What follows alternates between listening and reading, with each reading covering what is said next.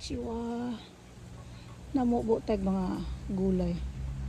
Yung tanong naman. Sili. Iman. Yan. Meron tayong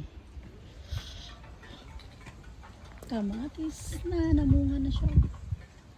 May talong. Kiribubuan na to, kananuyo na siya. At bang magod sa ano, at bang sa init. Bubuan na to. Yuri patas ako, ano, bubuan sa na to.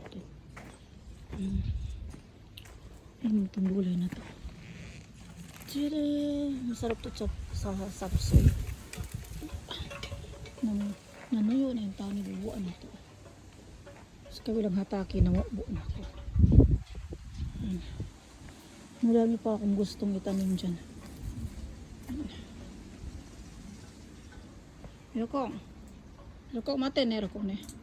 Chuto mati ka da siya, hirokong. Konnichiwa. Asa yung camera natin, hirokong? Ilagay na itong camera, hirokong kayo. Para na ay makita na. Ano ba itong camera namin?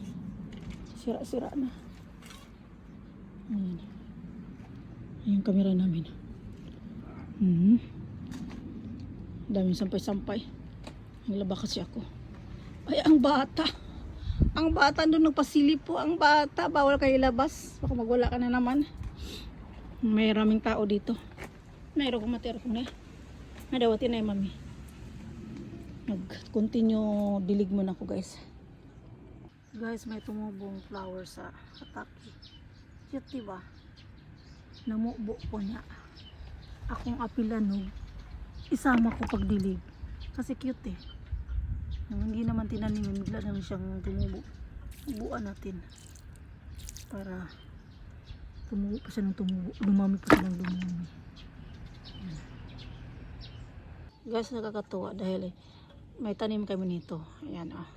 Pero may nito buong gabi. Diba?